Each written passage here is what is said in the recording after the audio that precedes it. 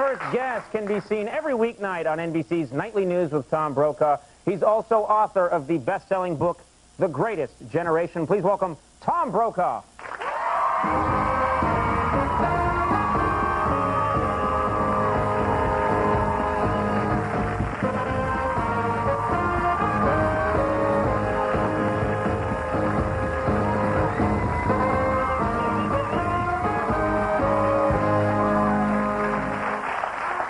Tom, you have the coolest theme song. Do you just listen to that in the shower while you're showering? I want to get the band down there, and maybe we can open the show there. That way, every night, you know, I stand off in the corner. You would have a live band? Right. Have comics come out when the news is dragging? Well, that's what a lot of people think my role is.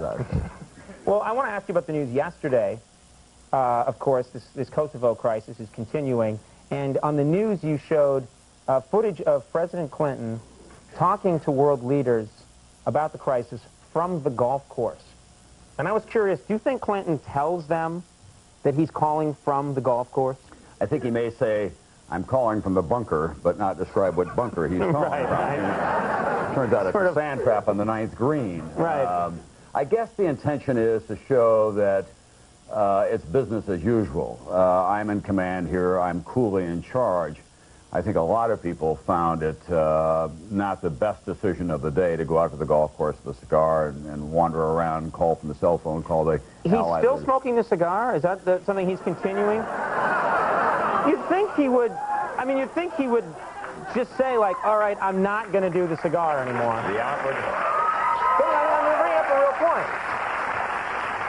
I think the operative verb is smoking the cigar. Yeah. That's as far as I want to go. That's what do you, but have you noticed, because he used to smoke them all the time, that he does it less because of the scandal? Well, no, he'd actually stopped smoking them publicly some time ago, in part because he was caught up in the whole business about anti-smoking, and they had the, after all the lawsuits against the tobacco companies and everything, he didn't think that was a great idea. Right. It is still a tradition. It's curious, in politics, smoke-filled rooms still count for a lot of people. They still like to smoke cigars. Now, George Stephanopoulos just wrote this book about President Clinton. You're someone who spent a lot of time with him. You probably know him pretty well. You're good buddies. You're pals, amigos. I'm taking this as far as I can. We're talking about George or the president? The president. You guys are like bosom buddy roommates. No, that's going too far. Okay. I mean, I don't think any reporter can ever be now a close friend of the president. I certainly have known him. I've known him since the days that he was the governor, and we've always had a pretty open relationship. He obviously has not told me everything, especially over the last year. There were a few questions. Well, it'd be crazy, like a year, 2 years ago. Tom, you got to hear. Right.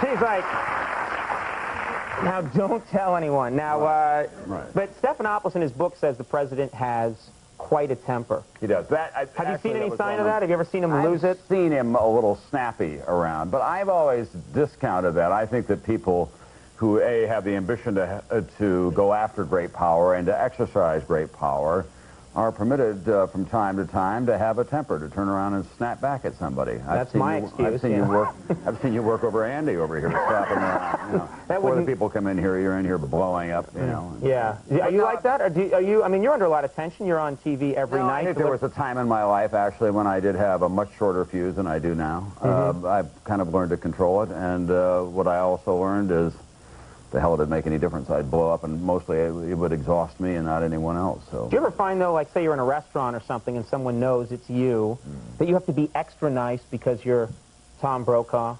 Well, I think it's a condition of our times, frankly, and I know that you go through this as well. Anybody who has the kind of job that we do, in which there's a kind of public personality, that we live in the public arena, that more and more you have to be extra cautious in all of your public behavior, or the slightest misstep or the wrong word, and it's a banner headline on page 6.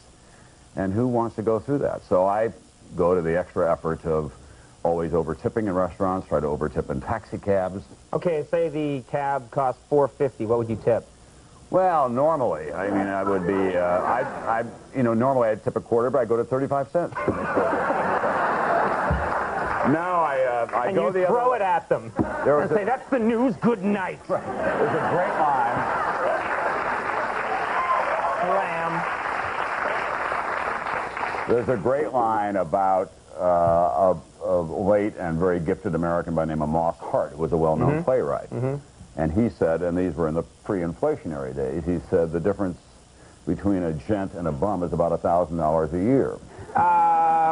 Before we run, I had to ask you one thing. I've never asked this before, but I once read about you in People magazine, before I ever met you, that you once hosted a cooking show.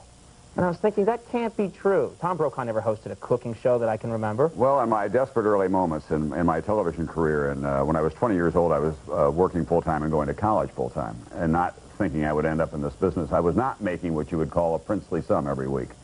So they had a live cooking show on this little television station in Sioux City, Iowa, KTIV, in which they had a segment called Man in the Kitchen, and they brought in a chef from one of the restaurants around town, and I quickly made a deal with the man in the kitchen that I would help out and treat them well on the cooking show if they would make extra large portions, which I could then eat later that evening.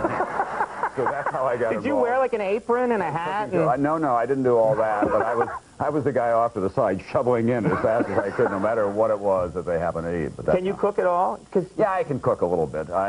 You should incorporate that into the nightly news, I would think. But I think I'm like a lot of New Yorkers, especially at my age and stage. I love to eat well. This is a great town in which you can do that, and cooking is not even now a matter of turning on cook and time on the microwave. It's dialing your favorite takeout number. Anything will get delivered in this town, and that's worthwhile. So that's your cooking now, is you just get takein? No, we cook up the country in the weekends, and I cook from time to time at home. And if I'm home alone, then I like to whip up a batch of pasta of some kind or something like that. Giant bowl and sit in your underwear and watch the news. Sit in my underwear and get a long neck bottle of beer, and you've got it, pal. I love that image. All right. It's almost as good as you with preparation H under your eyes. Stop. It works. All right, The Greatest Generation, of course, in stores now. And the last time you were on the show plugging this book, you hit me in the forehead with it. And it still hurts. And, of course, the NBC Nightly News with Tom Brokaw. Weeknights. Tom, thanks very much for stopping by. Great to have you here. Tom Brokaw, everyone. Colin Quinn coming up. We'll take a break.